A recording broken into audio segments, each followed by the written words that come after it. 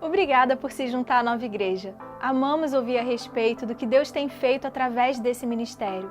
Conte-nos a sua história mandando um e-mail para contato@novaig.com.br. E se você deseja contribuir financeiramente com esse trabalho, para que possamos alcançar mais e mais vidas, faça uma doação em novaig.com.br/doe. E não deixe de conferir a nossa loja online. Lá você encontra produtos da Nova que certamente vão abençoar a sua vida. Visite-nos em novaig.com.br/loja. Esperamos que essa mensagem te abençoe. E quando eu estava voltando, eu estava pensando o que eu ia começar a ministrar a partir de hoje, porque eu terminei uma série e eu sempre fico buscando o que eu vou falar, e me deu uma coisa assim, de falar sobre o livro de Jó. Porque é um livro muito citado, muito falado, mas pouco lido. E menos ainda entendido. Muito pouco compreendido. E eu falei, poxa, mas falar do livro de Jó, isso vai ser meio complicado. Não vou, falo, não falo. Eu falei, vou arriscar. Quer saber uma coisa? Vou arriscar, vou fazer. Eu fiquei com medo de ficar uma coisa assim, meio tipo um estudo, ficar uma coisa muito pesada e tal, mas eu falei, não, vou arriscar, vou nessa. E aí eu fiquei começando a procurar um título. Né? Que título eu dou para essa palavra? E o título que eu ia dar ia ficar muito grande. Ia ficar uma coisa do tipo assim, evitando ser dirigido pelas experiências, pela tradição, pelas coisas que o mundo fala, e sendo dirigido pelo Espírito Santo de Deus. Aí eu achei que ia ficar muito grande, acabou ficando só isso aqui mesmo. Jó visto pela graça, pelas lentes da graça. Entendendo Jó pelas lentes da graça. Que na verdade é o que a gente tem que fazer com qualquer livro do Antigo Testamento. Você tem que botar essas lentes, esses óculos, para você entender o Antigo Testamento, as lentes da graça, as lentes da Nova Aliança. Você tem que conhecer a Nova Aliança para poder entender a Antiga. Você tem que botar os óculos da Nova Aliança para poder compreender o que é o Antigo Testamento. Quando você pega e tenta entender o Antigo Testamento, fechando o Antigo Testamento em si mesmo, fechando as histórias nelas mesmas, dá ruim. Você acaba criando doutrinas que Jesus já sepultou. Você acaba trazendo de volta legalismos e doutrinas que Jesus já sepultou. E eu preciso olhar e entender o Antigo Testamento com as lentes da graça. E foi isso que eu tentei fazer com o livro de Jó, porque ele é um livro dos mais citados, mas é um dos mais poucos lidos e entendidos, até porque a linguagem do livro de Jó ela é um pouco difícil. Você vai saber por quê. Mas eu preciso lançar algumas bases primeiro, antes da gente entender exatamente sobre o livro de Jó. Eu preciso retornar aqui com algumas bases, coisas que a gente já andou falando, mas que precisam ser reforçadas para você entender mesmo o livro de Jó. Primeira coisa, Deus é amor. Deus é amor. Sabe, se você não tivesse jamais lido a Bíblia, e já tivesse ouvido falar sobre Deus, sobre a grandeza de Deus, que Deus foi quem criou tudo, o mundo, o universo, os planetas, as estrelas, e alguém desse para você papel e lápis e pedisse, faça uma descrição de quem Deus é. Escreva aí quem Deus é. Use quantas palavras você quiser. Talvez algumas pessoas enchessem uma folha, outros enchessem folhas para tentar descrever com princípios filosóficos, metafísicos, sobre quem Deus é, o que não é, isso e aquilo. Talvez alguém escrevesse livros, tratados, para descrever quem Deus é. Mas quando João vai descrever quem Deus é, pela inspiração do próprio Deus, ele só usa 3 palavras. Para descrever um Deus tão grandioso, tão poderoso, tão tremendo, infinito, onisciente, onipresente, onipotente. João usa só 3 palavrinhas. Ele é super conciso, objetivo, compacto, ele vai no ponto e ele simplesmente diz que Deus é amor. Ele define Deus somente como sendo amor. Não é que Deus tem amor, ele é amor. Essa é a natureza dele. Essa é a essência dele. Tentar explicar Deus com mais palavras do que isso, é você criar imagens filosóficas, metafísicas, complicadas e difíceis, e que não explicam com a mesma simplicidade e objetividade quem Deus realmente é. Deus é amor. Ponto. Acabou. Essa é a primeira base. Qualquer outra coisa que Deus seja, ele é antes amor. esse Deus que é amor, Ele também é o nosso Pai. Ele se revelou a nós como Pai. Na nova aliança, Deus se revelou a nós, através de Jesus, como nosso Pai. O apóstolo Paulo, ele chega a dizer que o Espírito Santo que habita em nós, ele clama, ele inspira para que nós também clamemos a Deus como Abba, Pai. Abba é o termo hebraico ou aramaico que mais demonstra intimidade entre um filho e um pai. É como alguém chamando o seu pai de papai querido, paizinho amado, meu papai, papaizinho. É um relacionamento bem assim de pai com filhinho mesmo. Abba, Pai, o Espírito Santo em nós faz esse clamor. Por quê? Porque Jesus, ele veio revelar para nós que esse Deus grandioso que é El Elyon, o Deus que está bem acima de todo o mal, de todos os principados e potestades, que é El Shaddai, o Deus que supre todas as necessidades, o Deus que é todo poderoso, que é Jeová Rafa, o Deus que cura, que é Jeová Roi, o Senhor que é o nosso pastor. Ele é tudo isso, mas antes disso, para nós agora, ele é nosso Pai. Não é um título que Deus tem, é a nova condição de relacionamento que Ele tem conosco. Amém? E esse Deus que é amor, que é o nosso Pai, Ele nos ama incondicionalmente. O amor de Deus por você não tem a ver com as suas obras, com o seu desempenho religioso, com o seu desempenho intelectual, não tem nada a ver com o seu passado, o seu presente ou o seu futuro. O amor dele por você é um amor incondicional. Não importa o seu passado, quem você foi ou quem você seja. Deus, Ele te ama incondicionalmente. Amém? Esse entendimento precisa ser revelado no coração de cada cristão. Deus é amor, Ele é nosso Pai e Ele nos ama incondicionalmente. Só que, de acordo com aquilo que a tradição ensina, eu preciso também entender que esse Deus que é amor, que é o meu Pai, que ama incondicionalmente, Ele não é o autor do mal na vida do ser humano. Por que Deus não é e não pode ser o autor do mal na vida do ser humano? Porque Ele é amor. Se Ele só tivesse amor, Ele também teria outras coisas. Ele poderia ter ódio. Ele tendo amor, poderia ter ódio. Ele poderia ter qualquer outra coisa. Mas como Ele não tem, Ele é amor, Ele não pode, por natureza, Ele não pode ser o autor do mal na vida de ninguém. Ele não é o autor do mal na vida do homem, embora a religiosidade muitas vezes atribua a Deus o mal. Jó fez isso. O pastor Jorge pregou aqui numa quarta-feira, num culto da vitória, sobre o fato de que Jó, ele passou grande parte da sua vida sem conhecer quem Deus era, adorando a Deus, mas não conhecia quem Deus era. De fato, de verdade, ele não conhecia. Ele conhecia coisas a respeito de Deus, mas ele não conhecia Deus pessoalmente. E esse é um problema na igreja. Pessoas conhecem sobre Deus, coisas a respeito de Deus, a palavra de Deus, mas não conhecem o Pai. Não conhecem esse caráter de Deus. E pensam que, muitas vezes, o mal é produzido pelo próprio Deus. Em muitas igrejas, parece que isso não foi entendido de forma clara. Não foi revelado ainda de forma clara. Mas a Bíblia diz para mim e para você que Deus amou o mundo. O mundo. Não os especiais, não os escolhidos, não uma meia dúzia, não um certo grupo, mas que Deus amou o mundo, de tal maneira que Ele deu o seu Filho unigênito para que todo aquele que nele crê não pereça, mas tenha vida eterna. Deus amou o mundo. O mundo. Isso já de cara mostra para mim que cada ser humano que nasce na face da terra, cada ser humano que é gerado no ventre de uma mulher, seja em que lugar for do planeta, nasce com um propósito, porque Deus amou aquela pessoa. Não importa onde. Você não veio no mundo a passeio. Deus tem um propósito para a sua vida. Você não é um acaso. Ah, pastor, o senhor não sabe da minha história. Minha mãe até tentou abortar, é porque falhou.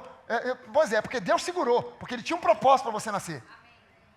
Você nasceu porque Deus quis que você nascesse. Você está aqui hoje porque Deus quis. Sua vinda aqui não é um acaso. Sua vida aqui é um plano proposital, traçado na mente de Deus antes da fundação do mundo. Você ouvir essa mensagem hoje é propósito de Deus para a sua vida. O problema é que há um grande número de pessoas no mundo que nunca encontram esse propósito. Elas passam pela vida sem nunca encontrar esse propósito. Graças a Deus você e eu encontramos. Porque no dia que você recebeu Jesus na sua vida como seu Senhor e Salvador, você entrou dentro desse propósito divino. Deus veio pela vida te encaminhando para lá, para cá, para lá, para cá, para cá, de repente você, pumba, encontrou Jesus, você agora entrou no propósito que Deus tem para você. E é um propósito que vai se desenvolvendo e se desenrolando ao longo do tempo. Ele vai te mostrando, ele vai abrindo portas, vai te direcionando, vai te dirigindo. Eu nunca planejei de ser pastor, mas a Bíblia diz que lá no ventre da minha mãe, Deus já tinha me chamado. Como é que eu imaginava um dia ser pastor? Abandonar a carreira médica para me tornar um pregador da palavra. Me dedicar 100% a isso. Nunca isso passou pela minha cabeça, nem em sonho, nem em pesadelo. Mas Deus tinha um propósito. Eu não tinha ideia disso, mas Deus já tinha me chamado no ventre da minha mãe. E você também. Amém? Alguns de nós ainda estão, esse propósito está se desenrolando, a gente está começando a entender, mas Deus tem um propósito para a sua vida, amém?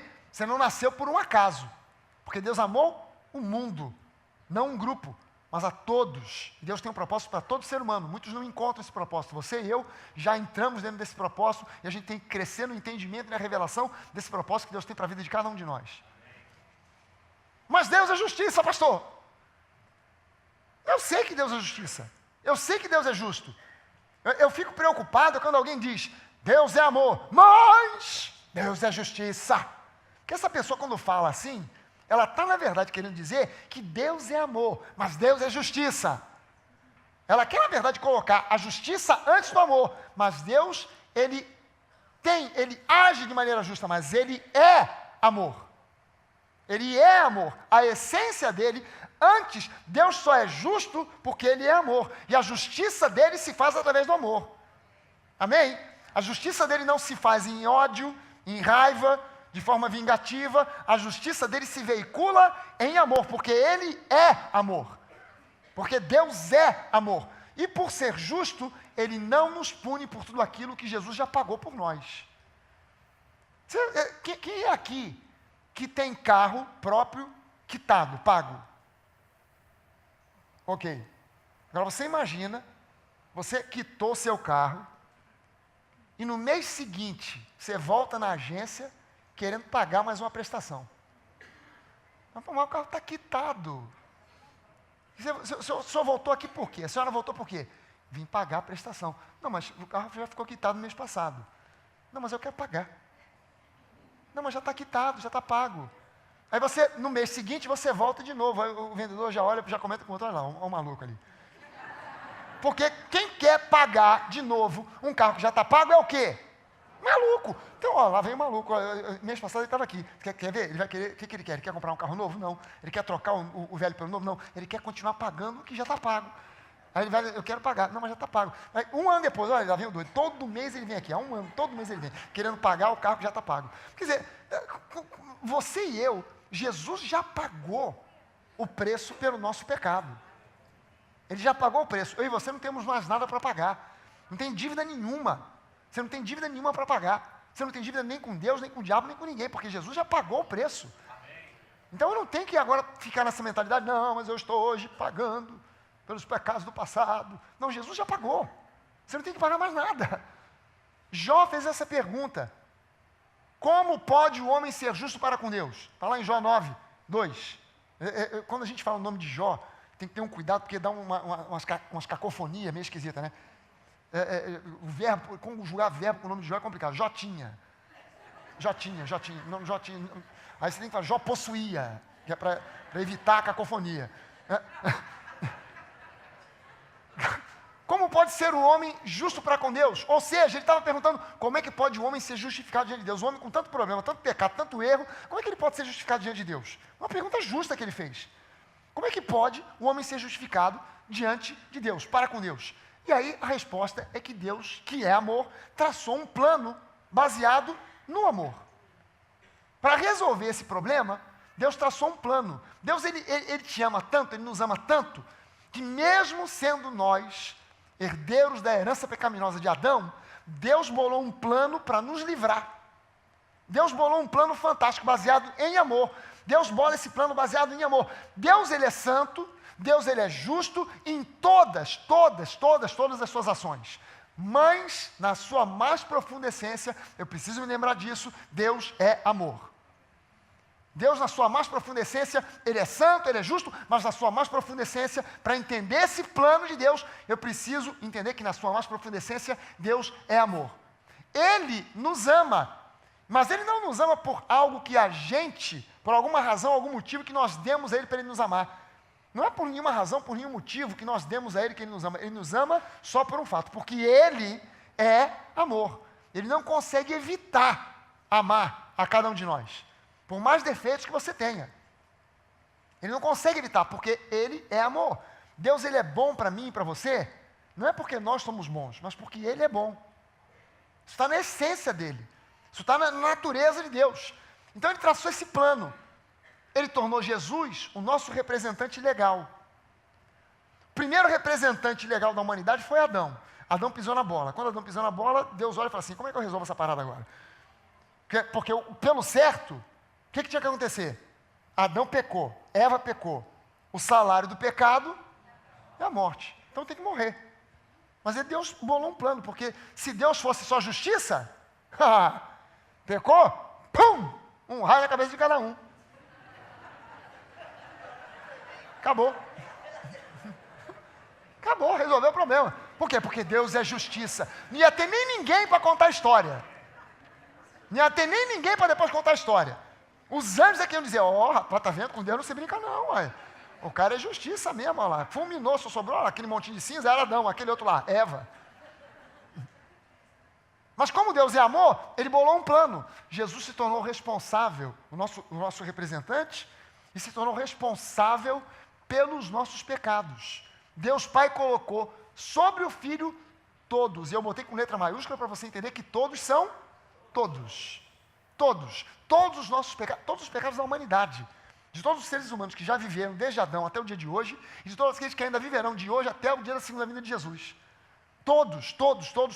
Por isso que eu digo para você que os nossos pecados foram perdoados, os passados, os presentes e também os futuros. Porque até os pecados de gente que ainda não nasceu, Jesus já levou na cruz do Calvário. Ele já perdoou. Ele já resolveu o problema na cruz do Calvário. Deus resolveu o problema tornando Jesus o responsável pelos nossos erros, se tornando o nosso representante. Isso foi sendo retratado de uma maneira tipológica ao longo dos tempos. Começando no Jardim do Éden, com o derramamento de sangue de animais que morreram no lugar de Adão e Eva. Quando Deus olha para Adão, pisou na bola, errou, pecou. O que eu faço? O salário do pecado é a morte. Tem que morrer, mas eu não vou matar os dois porque eu os amo. Então Deus pega dois animais, sacrifica e morre. Porque quando o apóstolo Paulo traz esse entendimento dizendo que o salário do pecado é a morte, a gente lê isso e pensa que essa morte é algo figurado, que é algo simbólico, é algo metafórico. Não, literalmente o salário do pecado é a morte.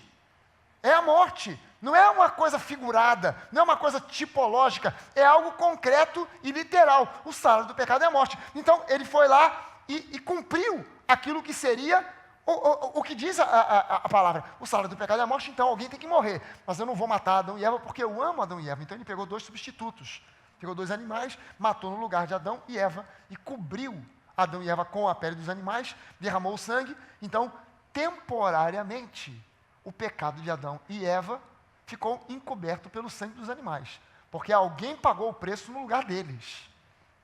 Mas o problema não ficou resolvido, ficou apenas escamoteado por um tempo. Porque, veja bem o seguinte, se você pecou, o salário do pecado é a morte, não adianta você vir apresentar para Deus o seu cachorrinho Lulu. Ok, alguém tem que morrer, então olha, está aqui o substituto. O sujeito está na cadeia, condenado à morte. No dia da execução ele disse, senhor carcereiro, já tem a resposta. O meu pastor alemão vai no meu lugar, me substitui. Não, quem vai para a cadeira elétrica é você, não é o teu cachorro. Porque isso aí é só um quebra-galho, que Deus arrumou por um tempo, porque Ele é amor. Foi a maneira que Ele encontrou amorosa de veicular a sua justiça. Então ele sacrificou os animais no lugar de Adão e Eva. A partir disso, todo animal, bois, ovelhas, cordeiros, cabritos, bodes, que foram sacrificados nos altares judaicos, apontavam para a vinda de um Redentor, Jesus, o Cordeiro de Deus. Quando Jesus aparece em cena, logo no início do Evangelho de Mateus, Há uma figura, João Batista, que olha para Jesus e ele deve ter dito aquilo saiu da boca dele, até João Batista deve ter ficado assustado com o que ele disse. Porque aquilo saiu do nada. De repente ele olha para Jesus e diz, eis aí o Cordeiro de Deus que tira o pecado do mundo. Quem olhou pensou, cadê o carneirinho? Cadê o carneirinho? Cadê o cordeiro? Não, estou falando daquele cara ali. Ele é o cordeiro. Aqueles cordeiros que foram sacrificados todo ano, o tempo inteiro, no tempo no tabernáculo de Moisés, depois no templo de Salomão, no templo de Herodes, eles apenas apontavam para esse cara. Esse é o cara. Ele é o Cordeiro de Deus que tira o pecado do mundo. Por quê? Porque quem cometeu o pecado original foi um homem. Quem tinha que resolver e morrer pelo pecado tinha que ser um homem, mas não podia ser qualquer homem. Não adiantava o animal. O animal foi uma substituição temporária. Tinha que ser um homem, mas não podia ser qualquer homem. Tinha que ser um homem perfeito. Tinha que ser alguém sem pecado. Então Jesus, Deus vai e acrescenta mais um detalhe a esse plano.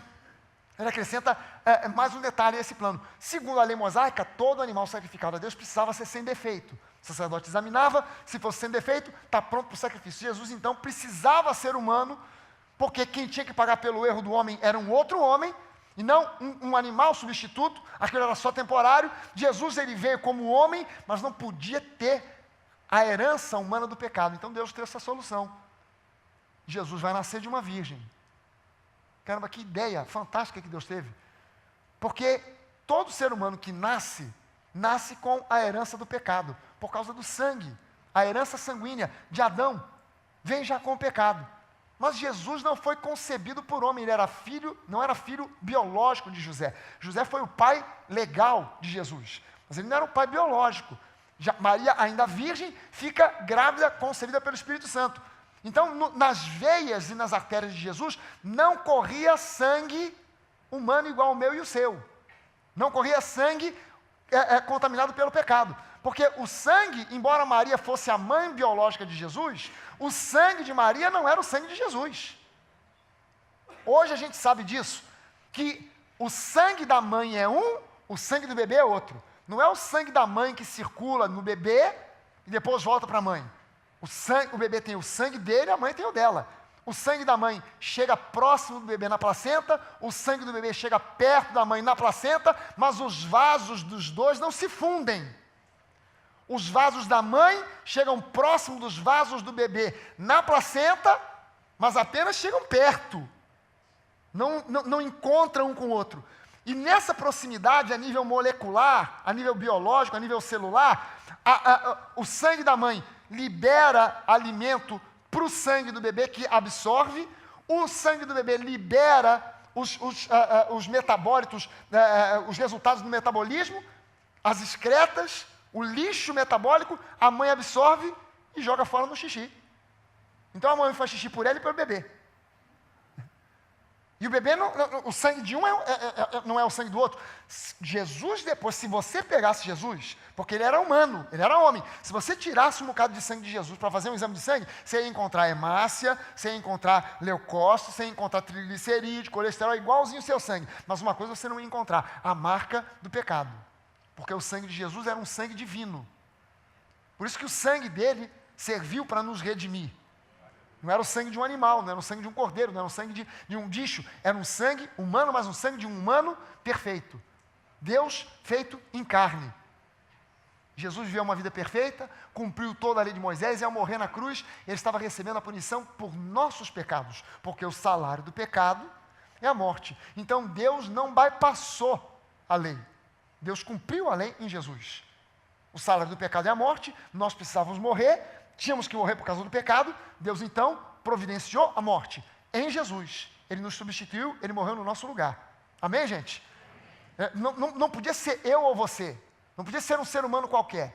Porque veja bem o seguinte, olha a seguinte situação, entra na delegacia um bandido procurado pela polícia, aí o camarada chega para o delegado e diz, delegado, vim me apresentar para substituir o meu colega que está preso, porque ele tem família, ele tem mulher, tem filho, precisa continuar trabalhando, assaltando, roubando. E eu sou solteiro, não tem nada para perder mesmo, então o senhor solta ele, me prende. O delegado é ruim de soltar ele, vai ficar os dois aqui. Vai um e vai o outro também. Não podia ser eu ou você. Tinha que ser um ser humano, mas um humano perfeito. E Jesus, Deus feito em carne, mostrou essa perfeição e ele pagou o salário do pecado. Se ele pagou o salário, você e eu não temos mais dívida para pagar. O salário foi, o preço foi pago por completo. Amém?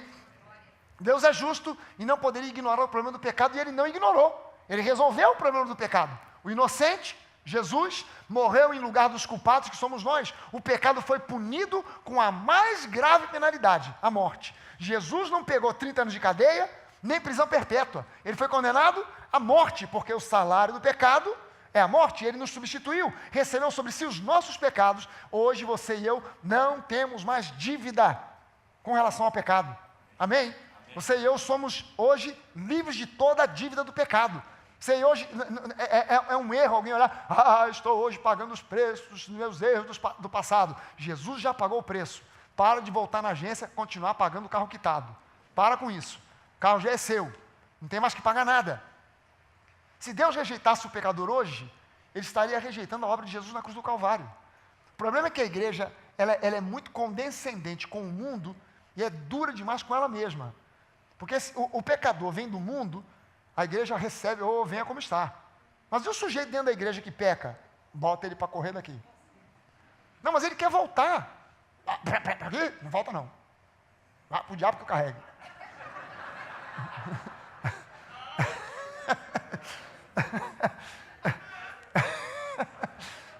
Mas Jesus não rejeita. Não, pastor, mas... Não, o camarada pode... Pastor, mas é aquela pessoa que já saiu e quer voltar, e já saiu de novo e quer voltar de novo, e já saiu de novo e quer voltar de novo. Quantas vezes ele quiser voltar, quantas vezes Jesus o recebe? Por um simples fato, porque o preço já foi pago. E ele é amor. Não tem como mudar isso aí. Toda e qualquer acusação que o inimigo faça contra nós hoje pode ser refutada imediatamente, porque tudo foi resolvido na cruz. Nós fomos justificados em Cristo. Tudo foi resolvido. Não uma parte, não a maior parte, mas tudo foi resolvido na cruz. Então o diabo hoje não tem base para nos acusar.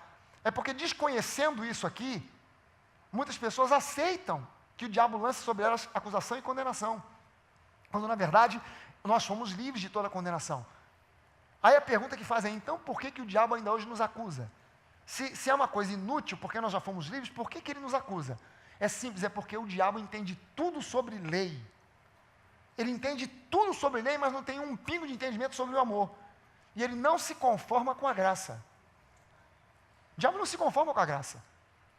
Quando você encontra alguém que, mesmo estando na igreja, não se conforma com a graça, não é assim, não, tem um preço para pagar, não, esse evangelho da porta larga, isso é fácil demais. Quando você encontra alguém com esse tipo de mentalidade, você está encontrando alguém que está sendo inspirado por quem? Não precisa nem falar. Porque essa é uma inspiração que vem do quinto subsolo do calabouço do inferno. Porque o diabo, ele entende tudo sobre lei, legalismo, mas ele não consegue entender bulhufas sobre amor, e por causa disso ele não aceita de jeito nenhum a graça. Não, você é salvo assim, fácil desse jeito? Não pode ser. É só levantar a mãozinha, aceitou Jesus, o quê? Depois de tudo que você fez? Não tem que pagar. Não, é muito fácil. O diabo não consegue engolir a graça, atravessa na goela dele. E infelizmente pessoas que são contaminadas por esse entendimento têm uma dificuldade do tamanho de um bonde de entender que Deus é Pai. Para você entender que Deus é Pai, primeiro tem que entender que Ele é amor. Para entender que Ele é amor, você tem que agora compreender que Ele te ama pela graça. E o caminho inverso é verdade. Você entende a graça, entende o amor e agora entende que Deus é Pai. Mas quando você tem dificuldade de entender que Deus é Pai, é porque você não entendeu a graça nem o amor de Deus. No dia que entender, vai cair de joelhos, caramba, Deus é meu Pai. Não é um título que Ele tem, é um relacionamento que Ele tem comigo. Não é um título. O Pai, Jeová Jireh, Jeová Rafá, El Elyon, El Roi, Pai. Mais um título. Não, é o relacionamento que Ele tem comigo e com você. Ele é nosso Pai e Ele nos ama profundamente. Deus é justo e exatamente por ser justo, Ele te fez justo em Cristo. Ele não te justificou por pena ou por misericórdia, mas porque Ele é justo. E isso que Ele fez, a sua justificação, foi feita não com base na misericórdia, não com base em pena, mas com base em um ato legal. A cruz de Cristo. A cruz foi um ato de legalidade que Deus estabeleceu para que você e eu sejamos legalmente chamados e considerados justiça de Deus. Amém? Vamos dar uma olhada no livro de Jó? Na verdade, o que eu falei agora foi só a introdução, agora que eu vou começar a pregação. Prepare-se para passarmos uma bela noite aqui na presença de Deus, aleluia. Vamos dar uma olhada em algumas verdades do livro de Jó. Vamos entender o que é o livro de Jó. O livro de Jó é um livro poético. A poesia hebraica não é a poesia ocidental. A poesia ocidental tenta rimar palavras. Né? A batatinha quando nasce esparrama pelo chão. A mãezinha quando dorme põe a mão no coração. Isso é a poesia ocidental. A poesia hebraica não tenta rimar coisas, ela tenta revelar conhecimento, sabedoria. Ok? Então, o livro de Jó ele tem uma dificuldade justamente por ser um livro poético. E, coincidentemente, ele tem 42 capítulos. Deus não fez a Bíblia em capítulos e versículos. Capítulos e versículos, quem criou foi a própria sociedade bíblica. Mas, coincidentemente, Jó tem 42 capítulos. E 42 é o número de gerações da genealogia de Jesus. Coincidentemente, 42 é o número de vezes que Israel acampou no deserto, desde a saída do Egito até entrar na terra de Canaã. E número 42, como todo número bíblico, tem significado. 42 é um número que simboliza completude, uma obra finalizada, uma obra realizada. É um número que simboliza o fim de uma jornada e a entrada no descanso. Israel saiu do Egito, acampou 42 vezes, não acampou a 43ª. Depois da 42ª, eles entraram em Canaã, que no livro de Hebreus é revelado para nós que é entrar no descanso. Embora houvessem inimigos, cidades para serem tomadas, mas por dentro, tranquilidade e paz. Por quê? Porque Deus prometeu, Ele vai cumprir. Amém? 42 é esse número que aponta para o descanso. Jó capítulo 1, versículo 1, começa dizendo o seguinte: na terra de Uz vivia um homem chamado Jó. Era homem íntegro e justo, temia a Deus e evitava fazer o mal. Então o livro começa aqui dando o currículo de Jó. O camarada, ele era um homem íntegro, ele era um sujeito justo, temia a Deus e evitava fazer o mal. Ou seja, gente boa. Gente boa.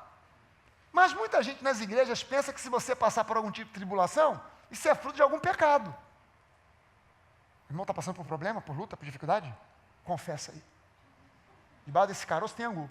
O irmão aprontou alguma. Como é? Debaixo do caroço tem angu? Não, debaixo do angu tem caroço.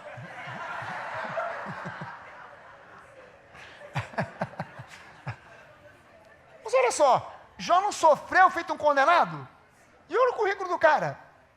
Olha o currículo do cara. Cara bom, justo, temia a Deus, se desviava do mal, só fazia coisa boa e passou pelo que passou. Você imagina ser um irmão desse lá, e teve. Ele teve uns amigos para chegar do lado dele, Jó, tu aprontou, tu fez alguma. Esse livro ele se passa num período de 9 meses e é o livro mais antigo de toda a Bíblia. Ou seja, é um livro que foi escrito antes da existência de Abraão e antes da existência de Moisés. Então não é um livro escrito para Israel, não é um livro sobre a lei, porque ele foi escrito antes da lei, muito antes de Abraão, muito antes de Moisés, que veio bem depois de Abraão. Então é um livro anterior. Então ele não é um livro sobre Israel ou sobre a lei de Moisés, mas é um livro de princípios universais. Ok? É um livro de princípios universais. Mas há uma questão muito peculiar nesse livro. Quem atacou Jó foi Satanás. Mas isso só aconteceu porque Deus permitiu. Caramba, quando você olha para isso, a gente fica meio bolado, mas Deus permitiu. Coitado do Jó, um homem íntegro, bom, que se desviava do mal, que temia a Deus, e Deus vai lá e fala: pô, Satanás, pode ir lá, desce o couro. Caramba, por que Deus permitiu isso? Por que Deus fez isso? E a resposta, na verdade, a resposta é o objetivo do livro de Jó. O objetivo do livro de Jó, que é, Deus permitiu porque Ele queria que fosse removida da vida de Jó uma raiz tremendamente prejudicial, a raiz da autojustificação. O sentido do livro de Jó é esse. Deus trabalhando na vida de Jó para remover da vida dele a autojustificação, que é uma raiz que existe ainda no coração de muito crente, em muitas igrejas.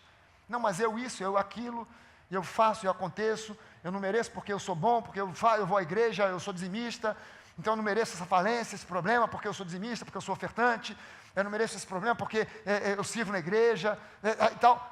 A autojustificação é uma raiz tremenda que Deus precisa eliminar na nossa vida. E Deus permitiu que o diabo fosse para fazer isso na vida de Jó, para remover. Agora, presta atenção nisso aqui, a experiência de Jó não é para ser repetida na vida de ninguém.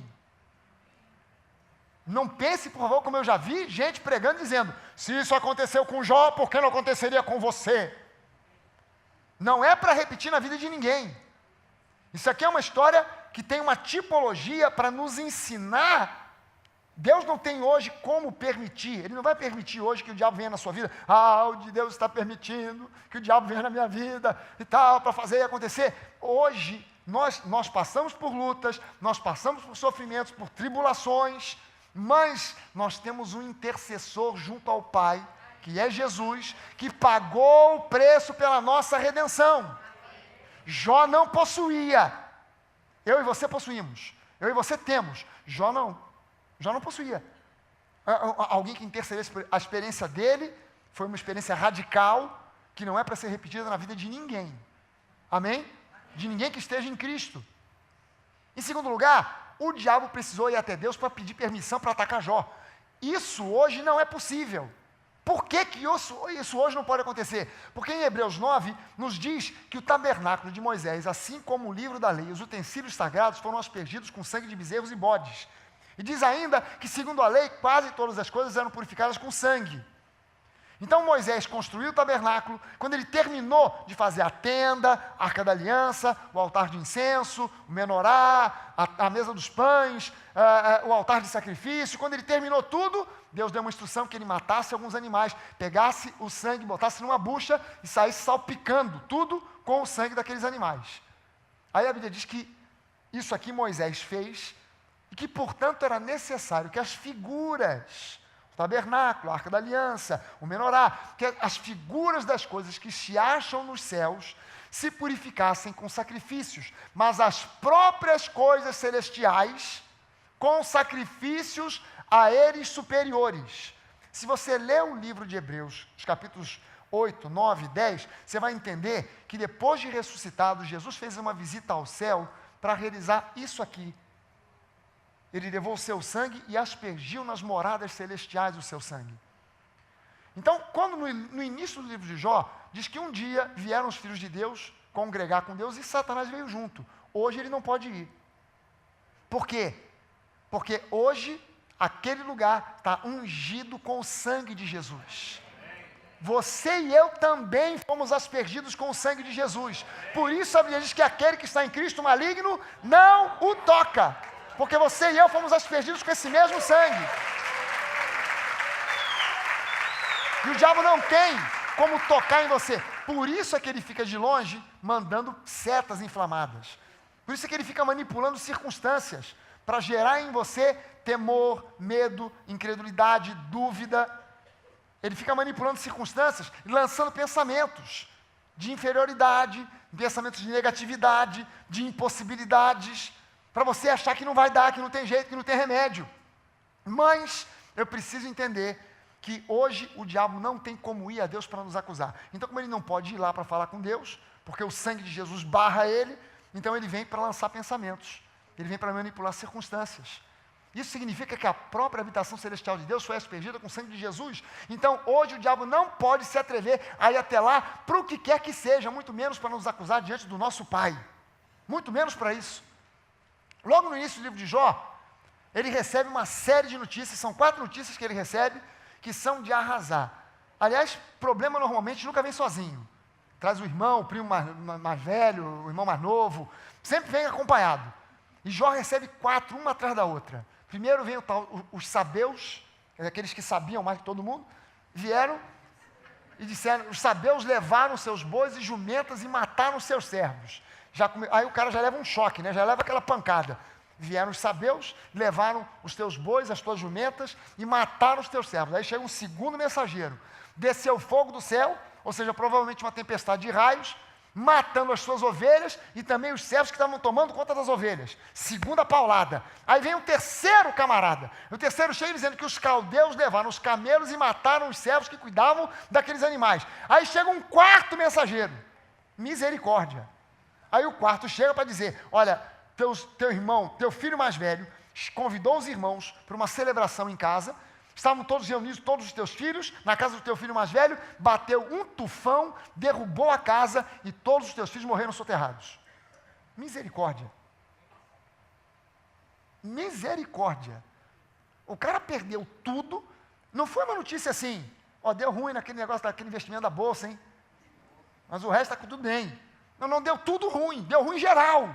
Apagão total. Desligou todos os disjuntores de uma vez só. Acabou, geral. Passou o rodo, sobrou nada. E como se não bastasse, passados alguns dias, Jó, ainda enlutado pela morte dos filhos, fica coberto de tumores malignos dos pés à cabeça. Aí eu vou te contar, não foi à toa que a mulher de Jó, quando olhou para ele naquela situação, olhou para ele e falou assim, Jó, teu estado está ruim demais, cara. E tu ainda está acreditando em Deus, nega esse teu Deus e morre. E aí Jó responde para ela, mulher, tu está doida. Está falando feito uma doida. Se Deus nos deu o bem, não daria também o mal? E aí, isso que Jó falou era uma verdade? Só 50%, né? Deus deu. Mas Deus tirou? Não, foi o diabo. Mas tem gente que pega isso e traz para dentro da igreja. O Senhor deu. O irmão está prosperando, o Senhor deu. E o irmão aí está na falência? O Senhor tomou. Engole esse sapo. Segura essa onda aí e vai nessa. Porque se Deus deu, deu. Se Deus tirou, tirou. Azar de quem ele tirou. Ele sabe por que ele tirou. Eu não sei. O seu irmão aí do lado não sabe. Mas Deus sabe por que tirou. Amém. Levou tudo, pastor. Amém. Deus sabe por quê. E a pessoa fica, mas pastor, por quê? É mistério.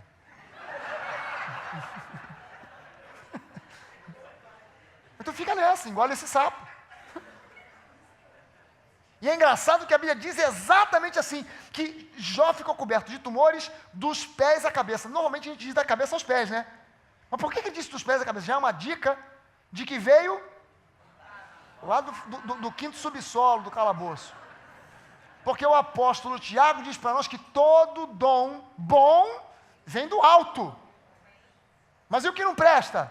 Deus deu, Deus tirou. Não, o que não presta, vem de baixo. Vem lá do quinto subsolo do calabouço do inferno.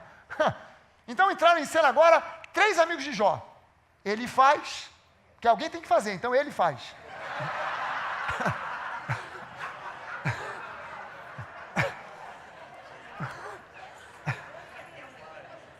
Ele faz, o outro, que devia ser o cara mais bonito de toda a Bíblia, Beldade.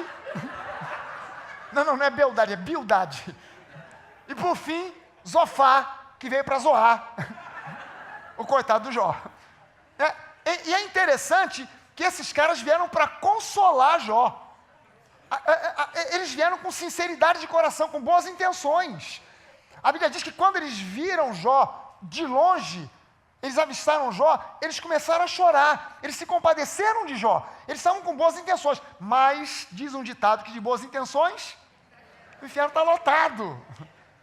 E os caras vieram com boas intenções, mas é engraçado que depois que esses caras entram em cena, Satanás não é mais mencionado, no livro todo. Por quê?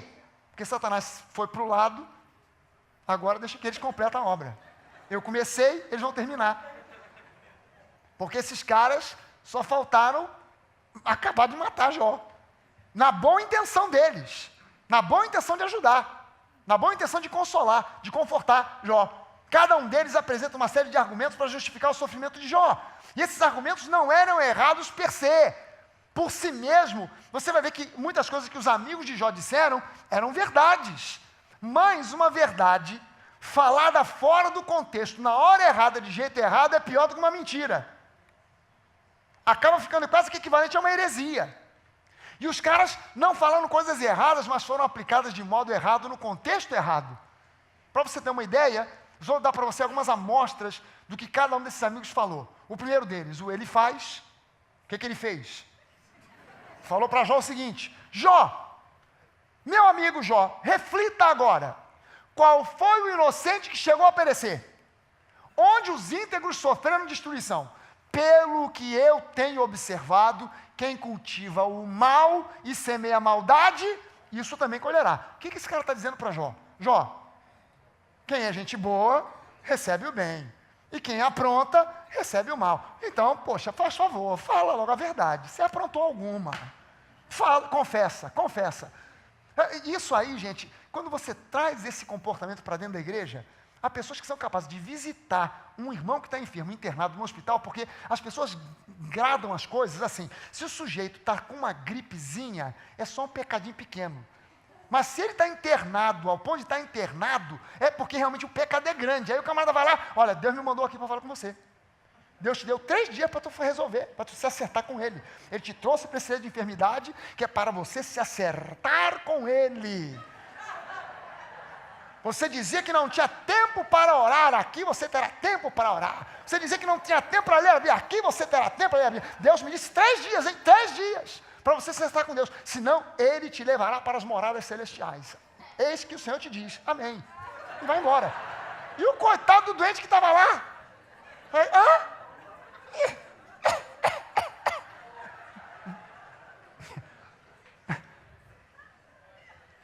É o pensamento que ele faz. Ô Jó, tu já viu quem é bom ficar numa pior? Agora, quem é mal, realmente acaba recebendo. Então, olha aí, entrega logo qual é o problema. Ele fala a partir da sua experiência. Pelo que eu tenho visto, e muitas vezes as pessoas julgam a Deus pelas suas experiências. Não, pelo que eu tenho visto, 35 anos de ministério. No meu ministério nunca ninguém foi curado. Então Deus não cura hoje. Hoje em dia Deus não cura mais. Porque no meu ministério eu nunca vi ninguém ser curado. Então isso comprova que hoje o tempo de curas acabou. Mas a Bíblia que eu tenho deve ser diferente. Porque eu tenho pelo menos umas 20 Bíblias lá em casa, todas elas dizem a mesma coisa, que pelas pisaduras do Senhor Jesus, nós fomos sarados, e que Ele é o mesmo ontem, hoje e será para sempre. Que Ele não há mudança nem sombra de variação. Então, Deus, aí o que eu, que tenho uma experiência contrária, que tenho um ministério onde tem uma montoeira de testemunho de gente curada, o que eu faço com essa gente? Mando contratar um matador, para matar, eliminar esse pessoal e sumir do mapa com esses testemunhos? O que eu faço com esse pessoal que já foi curado? Porque na experiência do cara, Deus não cura. Na minha, Deus cura. Não, na minha experiência, línguas é coisa do passado. Mas na experiência do apóstolo Paulo, ele diz que ele falava em línguas até pelos cotovelos. E agora, o que eu faço? Fico com a experiência de Paulo ou fico com a experiência do outro que diz que línguas é para coisa do passado? Línguas estranhas é coisa do passado. O que eu faço agora? Eu preciso ficar com a palavra. Com a palavra. Experiência é bom? É, mas tem um limite. A minha experiência não é superior à palavra. A sua experiência não é superior à palavra. Amém? Amém. Aí vem agora o outro, o Bildade, o bonitão, chega para Jó e diz o seguinte: ô Jó, pergunte às gerações anteriores e veja o que os seus pais aprenderam. Pois nós nascemos ontem e não sabemos nada. Nossos dias na terra não passam de uma sombra. Acaso eles não o instruirão, não lhe falarão, não proferirão palavras vindas do entendimento? Poderá o papiro crescer, se não no pântano? Sem água cresce o junco. Mal cresce e antes de ser colhido, seca-se, mais depressa que qualquer grama. Esse é o destino de todo que se esquece de Deus. Assim perece a esperança dos ímpios. E na versão King James, essa palavra ímpios é traduzida como hipócritas. Adivinha quem era o hipócrita que Bildade estava se referindo? Coitado do Jó. Coitado do Jó. Na verdade, Bildade, ele fala com base na tradição.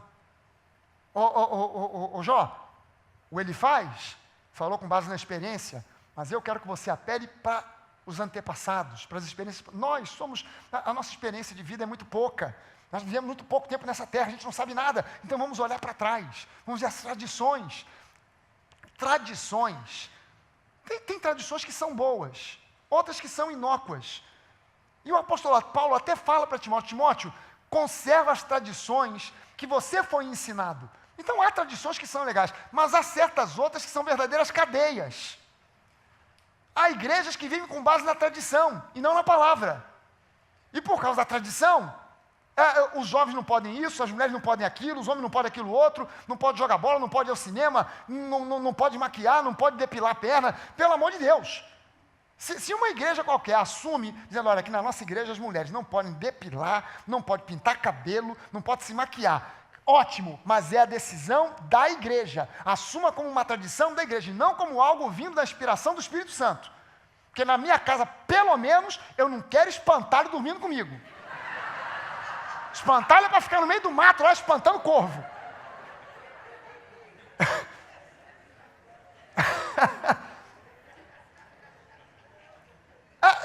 Mas a tradição, não pode tomar a ceia. Quem é que não pode? Divorciado, não é casado de papel passado, menos de 18 anos, quem não é da denominação, quem não é membro da igreja, não pode tomar ceia. Onde é que está escrito isso? Na nossa tradição. Onde é que está escrito na Bíblia que se o sujeito não é casado de papel passado no cartório, não pode tomar ceia? Que se ele não é batizado nas águas, não pode tomar ceia? Onde é que está escrito que o camarada, se ele não é membro da igreja, não pode tomar ceia? Onde é que está escrito que se ele não é da denominação, ele não pode tomar ceia? Onde é que está escrito que se ele tem alguma coisa que ele cometeu na semana passada e ele não pediu perdão, não pode tomar ceia? Onde é que está escrito isso? Na tradição dos homens. Na tradição é o que Jesus combatia quando falava com os fariseus. Vocês pregam a tradição e deixam a palavra de Deus de lado. Resultado, vocês querem obrigar os outros a carregar um fardo que vocês mesmos não conseguem carregar. Hipócritas. Foi na canela de carrinho com os 2 pés. Foi na canela de carrinho com os 2 pés, numa tacada só. Caramba, tradição. Aí vem o outro, Zofar. E olha o que Zofar diz para Jó. Você consegue perscrutar os mistérios de Deus? Você consegue sondar os limites do Todo-Poderoso? São mais altos que os céus. O que você poderá fazer são mais profundos que as profundezas. O que você poderá fazer? Tudo isso aqui é verdade. Aí ele diz, contudo, se você lhe consagrar o coração e estender as mãos para ele, se afastar das suas mãos o pecado e não permitir que a maldade habite em sua tenda, então você levantará o rosto sem envergonhar-se, será firme e destemido. Tudo o que ele disse aqui é verdade. Mas isso se aplicava a Jó? Porque ele estava dizendo o seguinte, Jó, você lá pode sondar a Deus, o conhecimento das profundezas de Deus, Deus é insolável, mas se você se arrepender dos seus erros, abandonar o pecado, então, peraí, Jó devia ter olhado para Zofar e disse, Zofar, leia capítulo 1, versículo 1, cara, diz lá que eu sou um cara bom, que me desvio do mal, que temo a Deus, isso tudo aqui não tem nada a ver comigo não, cara. Tem, Jó, tem. Quem escreveu estava te favorecendo, era teu amigo. Mas isso aí, você tem alguma coisa aí que você ainda não falou, confessa. Fala a verdade, tem algum pecado escondido aí. Zofar, ele argumenta com base no legalismo. Resultado disso, tudo que foi dito por esses 3 homens, tinha base em verdades. Mas nada disso se aplicava ao caso de Jó. Nada. Ele faz experiência, Bildade e tradição, Zofar, legalismo. E para cada um desses argumentos, Jó contra-argumentava. Para cada argumento, Jó contra-argumentava. A pergunta é, o que esses argumentos produziram em Jó? Produziu cura? Libertação? Produziu o quê? Só produziu o oposto. Ao contrário, Jó procurava cada vez mais se justificar com base nas suas obras, com base no seu caráter. Ao ponto de, no capítulo 29, não existe nada semelhante em toda a Bíblia. Um capítulo inteiro, um sujeito falando só dele mesmo. Porque eu, me, my. Tudo ele. E tentando se justificar. E aí Jó começa a dizer, porque o meu caráter, a minha bondade, ele começa a dizer da sua bondade, como ele era respeitado pelos jovens, pelos idosos, pelos príncipes, como ele ajudava os pobres, os órfãos, as viúvas, os cegos, os coxos, os necessitados. Ele diz, olha, quando eu chegava, os jovens se levantavam e se retiravam, os mais velhos se encurvavam, os príncipes tapavam a boca, me respeitavam. Eu era perna para os coxos, eu era vista para os cegos, eu ajudava as viúvas, os necessitados. Ele começa a apresentar justificativas tentando dizer para Deus, Deus, olha só, as minhas obras, elas deveriam me livrar de tudo isso aqui. Eu não poderia estar passando por nada disso, porque as minhas obras provam que eu sou um cara íntegro, que eu sou um camarada que cumpro a tua vontade. Agora, veja só, o que as consolações dos amigos de Jó produziu. Olha o que ele disse de volta para os seus amigos. Então Jó respondeu, já ouvi muitas palavras como essas, pobres consoladores são vocês. Tem uma outra versão que diz, miseráveis consoladores são vocês. Esses discursos inúteis nunca terminarão. E você, o que leva a continuar discutindo? Bem que eu poderia falar como vocês, se estivessem em meu lugar. Eu poderia condená-los com belos discursos e menear a cabeça contra vocês. Em outras palavras, o que Jó estava dizendo? Pimenta nos olhos dos outros é refresco, porque quem traz essas palavras proféticas para quem está passando problema, perrengue, doença, falência, e vem dizer, não, isso aí é castigo de Deus, isso aí é disciplina de Deus, quando é com os outros é disciplina, quando é com ele é perseguição do inferno. Impressionante como muda. Quando é com o outro, você está nessa falência porque Deus está te disciplinando, você está nesse leito de hospital porque Deus está te ensinando, você está aí passando por esse problema na sua família porque Deus está moldando o seu caráter, mas quando é com ele, o diabo se levantou contra mim. Peraí, quer dizer que agora o critério mudou para o outro? É disciplina, para você é perseguição? Talvez o seu nome seja Elifaz, talvez o seu nome seja Zohar, talvez o seu nome seja Bildade, porque era assim que esses caras pensavam. Então Jó respondeu, até quando vocês continuarão a atormentar-me e a esmagar-me com palavras? Vocês já me repreenderam 10 vezes e não se envergonham de continuar me agredindo. E veja só o que ia na cabeça de Jó. Olha só o que ia na cabeça do coitado do Jó. Se é verdade que me desviei, o meu erro só interessa a mim. Se de fato vocês se exaltam acima de mim e usam contra mim a minha humilhação, saibam que foi Deus que me tratou mal e me envolveu nessa rede. Caramba!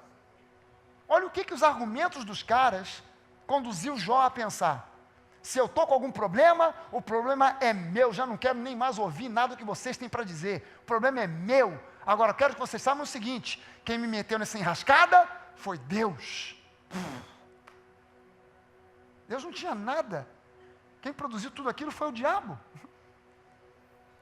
Nós sabemos que foi o diabo, mas o homem sempre tenta se justificar, colocando a culpa em Deus e no mundo. Não, eu sou assim, mas a culpa é dos meus pais, ou é do meu pai, é da minha mãe, é da sociedade, é do governo. O brasileiro adora esse tipo de pensamento. O Brasil, ele vive na idade da pedra, em termos sociais, econômicos, políticos. Nós vivemos na idade da pedra, só por uma razão, não é porque nós temos maus políticos, quem elege os maus políticos somos nós mesmos.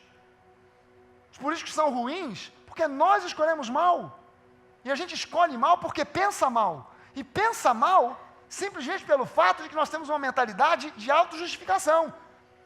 Não, a culpa é da sociedade, a culpa é dos meus pais, a culpa é do governo, a culpa é do Cabral. Porque os portugueses, se nós tivéssemos sido colonizados pelos holandeses, visite a Guiana holandesa e vai ver se lá é melhor do que aqui. Se tivéssemos sido colonizados pelos franceses, vai visitar a Guiana francesa, para ver se lá é melhor do que aqui. A questão não é essa, é uma questão de mentalidade. Enquanto a pessoa fica pensando, ela vai retrocedendo, a culpa é dos meus pais, não, a culpa não é dos meus pais, é da sociedade, é do governo, é do Cabral, coitado do Cabral. Não, é da colonização, é de tudo. Visite outros países, e você vê que as pessoas, elas pensam o seguinte, olha, se os pais erraram, se o governo é ruim, eu não quero saber, eu vou para frente, porque com o meu trabalho eu vou chegar lá. A gente precisava ter essa ideia, essa conscientização, em especial nós que somos crentes, se Deus é por nós, quem será contra nós? Eu não posso ficar nessa, não, mas eu sou assim porque a culpa do meu governo, o governo, não sei o quê, se eu vivesse num país que ganhasse em dólar, e tal. Meu irmão, você está pensando que morar nos Estados Unidos vai resolver o seu problema? Você vai chegar lá, você vai ter que ralar, feito um condenado, vai ter que trabalhar pra caramba. É verdade que o seu trabalho é valorizado, mas você vai ter que fazer faxina, você vai ter que varrer chão, você vai ter que passar pano de chão, você vai ter que se submeter a fazer coisas que aqui você não faria. Vou fritar hambúrguer. para ganhar uma grana. Vou entregar pizza. Aqui você não faz, lá você faz, porque o trabalho é remunerado, mas em compensação, você tem que estar 24 horas por dia ligado, trabalhando, ralando, com uma mentalidade diferente. Hoje eu estou entregando pizza, amanhã eu vou ser o dono da pizzaria. É assim que funciona a mentalidade vencedora. Hoje eu estou entregando pizza. Por que o americano, ele se submete a trabalhar entregando pizza, fritando hambúrguer no McDonald's? Porque ele pensa assim, hoje eu estou fritando um hambúrguer, amanhã eu vou estar ganhando dinheiro sendo o dono do McDonald's. Hoje eu estou entregando pizza, amanhã eu vou ser o dono da pizzaria. E a gente? Frita um hambúrguer, entrega a pizza. A culpa é do governo, entrega a pizza. A culpa é dos meus pais, frita um hambúrguer. A culpa é do Cabral, frita um hambúrguer. A culpa é do... Passa o pano de chão. A culpa é do Cabral. A culpa não é do Cabral, coisa nenhuma. É de uma mentalidade de autojustificação. De ficar tentando, mas E essa mentalidade brasileira fica pensando, não, mas o governo é que é o culpado, eu mereço bolsa escola, bolsa família, cota na faculdade, eu mereço bolsa disso, daquilo, porque mentalidade de autojustificação. A culpa é do governo, a culpa é da colonização, a culpa é dos portugueses, a culpa é de não sei quem, a culpa é dos meus pais. Para com isso. Assume uma mentalidade de vencedor.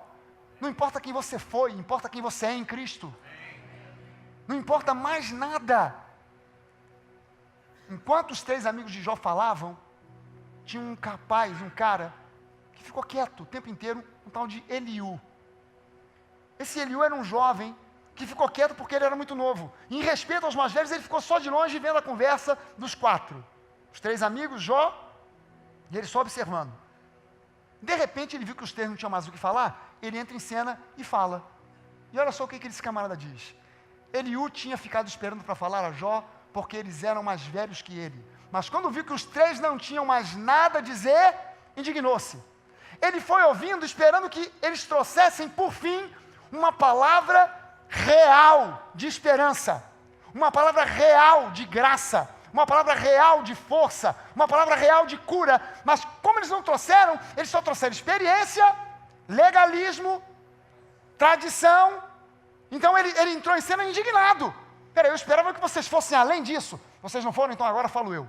Eu dei a oportunidade, vocês são mais velhos, eu deixei vocês falar, agora vou falar eu. Então Eliú, filho de Baraquel, de Bus, falou: eu sou jovem, vocês têm idade, por isso tive receio e não ousei dizer-lhes o que sei. Os que têm idade é que devem falar, pensava eu. Os anos avançados é que devem ensinar sabedoria. Mas é o Espírito dentro do homem que lhe dá entendimento, é o sopro do Todo-Poderoso, é o Espírito de Deus que dá a nós o entendimento. Experiência é válido, mas tem limite. Tradição, podem haver boas tradições. Agir de acordo com a lei, mas eu preciso ser dirigido pelo Espírito de Deus. Por isso que o título original dessa mensagem vai ficar desse tamanho. Eu não posso ser dirigido pela experiência, pelo legalismo, pela tradição, mas eu preciso ser dirigido pelo Espírito de Deus, porque é isso que vai me levar para o sucesso, aleluia, amém. Não ia dar, eu não estou com um título desse tamanho. Porque no final das contas, eu não posso ficar preso na mentalidade da autojustificação. Ah, não, eu estou com esse problema, mas eu não sou culpado, eu não tenho nada a ver com isso, porque eu sou bom, porque eu faço, eu aconteço, eu visito, eu oro, eu leio a Bíblia. Não. Eliú, ele é um tipo de Jesus. Ele aponta para Jesus. Do capítulo 32 ao 38, é Eliú falando o tempo inteiro. E é interessante que, enquanto os amigos de Jó, Elifaz, Bildade, Zohar, falavam, enquanto eles falavam, Jó sempre respondia. Mas agora, esse cara começa a falar no capítulo 32, vai até o 38, e Jó não dá uma palavra, ele só ouve. Porque quando alguém argumenta com você com experiência, você devolve experiência. Quando alguém traz legalismo, você devolve legalismo. Quando alguém traz tradição, você devolve tradição. Mas quando Jesus fala, você para e ouve. Você para e ouve. E engraçado que no capítulo 39, Eliú fala, trazendo para Jó entendimento, graça. Aí diz que no capítulo 39, fala assim: e aí então Deus começou a falar com Jó a partir de um vento de um redemoinho. E aí Deus começa a falar com Jó, E no final, e Jó não abre a boca para nada, só no capítulo 42, Jó para e diz: caramba, eu te conhecia só de ouvir falar. Mas agora, depois que eu ouvi o que Eliú tinha para dizer, agora que eu ouvi a tua voz nesse redemoinho, agora os meus olhos te veem. Não mais com base em experiências, não mais com base na tradição, não base mais em legalismos, mas com base num relacionamento. Agora eu não conheço Deus só de ouvir falar, agora eu conheço Deus porque Ele é meu próximo, Ele é aquele que me cura, Ele é aquele que me restaura, Ele é aquele que me conforta, Ele é aquele que me consola, Ele é aquele que me levanta do fundo do poço. Amém? Olha só o que Eliú diz para Jó. O homem pode ser castigado no leito de dor, com os seus ossos em constante agonia, sendo levado a achar a comida repulsiva e a detestar na sua alma a sua refeição preferida. Já não se vê a sua carne, e os seus ossos que não se viam, agora aparecem. A sua alma aproxima-se da cova, e a sua vida dos mensageiros da morte. Havendo, porém, um anjo ao seu lado, como mediador dentre mil, que diga ao homem o que é certo a seu respeito, para ser-lhe favorável e dizer: poupa-o de descer a cova, encontrei resgate para ele. Então a sua carne se renova, voltando a ser como de criança, ele se rejuvenesce, ele ora a Deus e recebe o seu favor, vê o rosto de Deus e dá gritos de alegria, e Deus lhe restitui a condição de justo. Aleluia!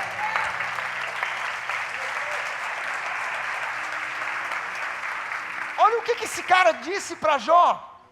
O sujeito passa por poucas e boas, ele fica enfermo, ele perde peso, ele não quer comer, até a comida favorita dele ele rejeita. Ele descreve um caso claríssimo de alguém internado num hospital, sofrendo e sendo consumido por um câncer.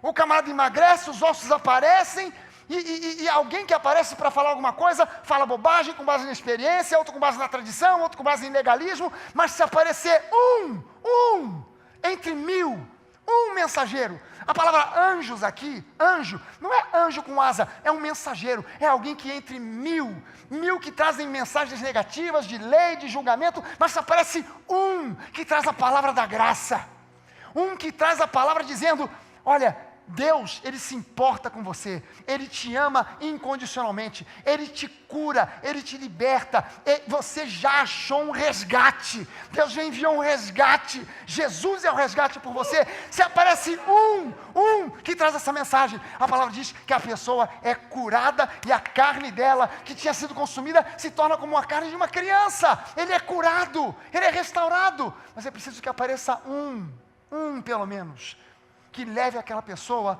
a palavra da graça, não uma palavra profética de juízo, uma palavra profética de em 3 dias se você não fizer, não, alguém que apareça para dizer: Deus te ama. Você não precisa nem dizer Deus te cura, você só precisa dizer Deus te ama incondicionalmente. Aleluia.